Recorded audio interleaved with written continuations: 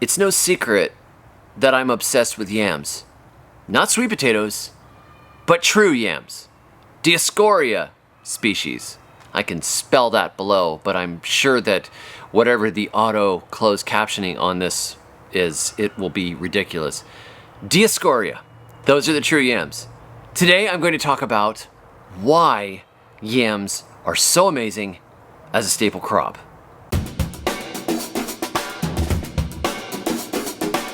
The first reason I love true yams as a staple crop is that you can get a lot of calories for not a lot of work. The main effort in growing yams isn't in trying to do pest control or in pruning them or trying to fertilize them, etc. They actually have very little need for help, culturally speaking. The work that goes into yams is in the digging and planting, staking, and harvesting phases. And I would rather have a good day where I could set up a whole bunch of roots and then ignore that crop for a long period of time than have a plant that doesn't take much work to set up and then takes a lot of maintenance. So it's better to have your maintenance on the front end and then the digging at the end of the season, I think, than having something that's really touchy. Like, for example, growing carrots. Growing carrots are kind of frustrating. The germination rate is slow. They're prone to having issues with not getting enough water right at the beginning. If you don't have particularly good subsoil, sometimes they don't do particularly well. If you don't thin them at the right time, you get little weenie carrots. If you don't have a nice deep bed with good rocks taken out of it and nice good soil that's loose, and carrots are a pain in the neck. They're not one of the hardest crops to go, but then when you get to the end of it, what are you going to do? Eat a ton of carrots? You can eat a certain amount of carrots before you're sick of carrots. Whereas yams, they are a kind of a more versatile crop and they're much easier to grow. So I like stuff that I'm not putting a ton of work into and that is also going to be filling and pay me back with lots of calories. Part of the ease of growing yams is due to the fact that they have almost no pest or disease issues, particularly inside of the United States. If you lived in an area like in Jamaica where a lot of the yellow yams are grown, sometimes they can have like anthracnose or however you pronounce that, or other diseases that can be an issue. Some things will eat the roots, or you might have nematode issues with certain varieties that attack yams. But in Florida and in the southern United States, where yams are easy to grow, they often just don't have those disease issues. They're such a minor crop. And everything pretty much leaves them alone. And they're out of their normal range where all of their normal pests are. So when you grow them, they just grow. Like literally, I've taken a little bulbil of a yam, kind of like this. This is a yam bulbil. This is an aerial bulbil from a Dioscorea alata variety.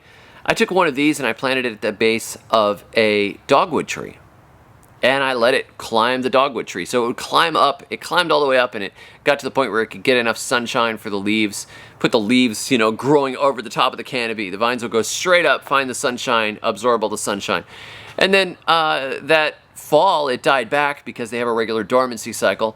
The next spring, it grew again, but it made much more vigorous vines because now it had a bigger root beneath it. And at the second year, at the end of the year when it died back, I dug it up. It was a 27-pound root, which was about 14,000 calories. So, you saw the 14,000 calories that I dug the other day out of the gardens. That was 5 yams. We're talking one yam that was this big after 2 years of being ignored. That is just super easy, especially when you compare it to potatoes or turnips or some of the other crops where you have a little bit more work. Another great benefit of yams, as opposed to other roots that are sweet or have strange bitterness to them like turnips or sometimes rutabagas, is that yams have a nice, dense, starchy consistency that is very pleasant. They're not sweet. Don't think of sweet potatoes. These are not related to sweet potatoes whatsoever. They are a starchy root. And if you're going to eat something on a regular basis, eating something as sweet potatoes can get tiring, just like I was talking about carrots. You get tired of it. It's too much sweet. But if you have something starchy that can absorb the flavors and you can put it in a savory dish and you can roast it and you can do different things with it, it becomes a canvas for the cook to paint on rather than just, oh man, that's sweet. Whew, that's sweet. Somebody said the other day that you could just use white sweet potatoes as a substitute for white potatoes, but I don't find that to be the case at all because white sweet potatoes are still sweet. I don't want mashed potatoes that are sweet, but I can make mashed yams that are a perfect fill-in for mashed white potatoes. I can't do that with sweet potatoes. Some of them are a little less sweet or a little more nutty or a little more floury.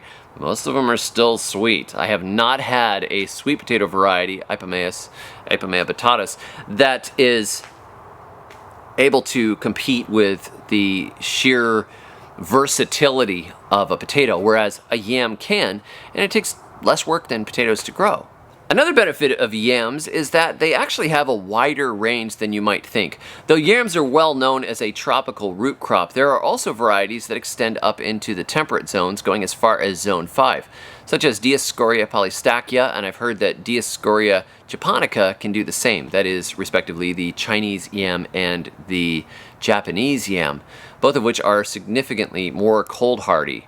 But we had somebody write into the blog and send pictures from Tennessee, Middle Tennessee, which is zone 6/7, who grew purple ube yam in his garden over one summer. So you may not get as big a yield as if you were growing in the tropics because you have a shorter season for the tuber to develop, but that doesn't mean you can't get anything. It takes about 4 to 5 months generally for the tubers to really start initiating on a yam, according to the research that I've done, and what I've witnessed myself.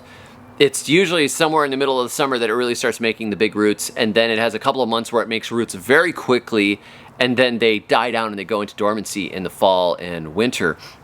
So if you had a shorter season, so long as it was more than 4 or 5 months of growing season, like you're probably not going to be able to grow them in Michigan unless you're growing maybe the Chinese yam.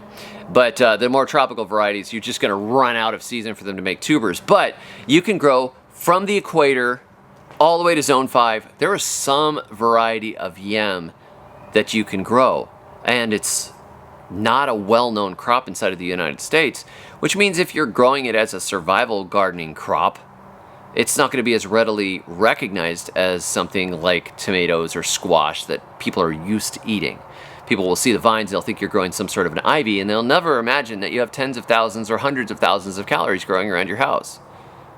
Unless they watch this video, and then I guess we're all in trouble. We've been growing varieties of yams now for over a decade. I started growing them seriously after Craig Hepworth in Central Florida mentioned that they were really a good, solid, staple survival crop for the area, and I had played around with them some, but I hadn't really gotten that serious about it.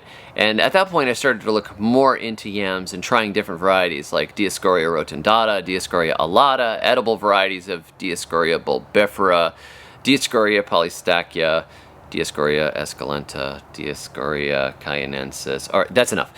Lots of Dioscoreas and experimenting with them. And then we had the excellent experience of being able to spend time in the Caribbean, and over 4 years I learned more about yams from my neighbor Derek and my neighbor Barry, and then particularly from my friend James Mike Thomas, who went by the name Mike, who grew multiple varieties of yams down there on the island of Grenada, including Kush Kush, Moonshine, Fancy Yam, Snake Yam.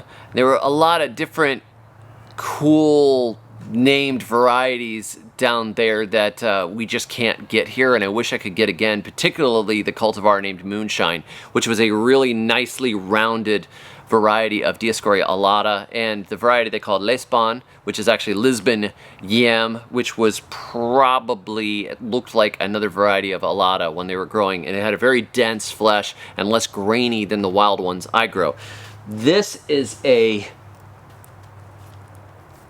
Dioscorea alata that we grew. This is called the Greater Yam. This is the more unimproved variety, which has a weird multi-lobed shape to it. This is not the easiest for peeling, even though there's a lot here. You can peel it It works great. It's a very, very good food. But some of these had a really nice cylindrical shape which led itself much better to processing. And the moonshine yam had lobes that were very rounded, and they didn't crease so deeply and make you have to bust it all up into pieces and carefully peel out all the skin to process it. So if I could get some of those again, it would be fantastic. And another benefit of the yams is that once you have them, you can do something like cut the top off, cut this part off, the head, dust it in some ashes, just wood ashes, and replant it, and this will actually grow another yam. And the other thing you can do is take these aerial bulbils on some varieties and plant them and get another yam. Or I could take this entire yam later. I can store this thing for months. I can just leave it on my porch and it won't spoil. But I could take it in March or late February and cut it into pieces that are maybe the size of a tennis ball to a baseball, and then dust those pieces in ashes so long as I have some good skin on each one, and put them into a big pot or plant them directly into a bed, and they will start shooting. If I put them in a big pot, I'll take them when the shoots start to come out. They'll form eyes on their own from the meristem tissue, and I'll just take them out and I'll plant them into the final area I want them. Or if I think that the weather might allow for it and they're not going to rot in the ground, I might plant them directly into a bed and have them going in the spring. And I can just make more and more and more. And I mean, once you have them, you have them. Particularly if it's a variety that's suited to your climate. Some aren't suited here. We're in zone 8. And some of these won't be suited if you get up to, you know, zone 6 or 7.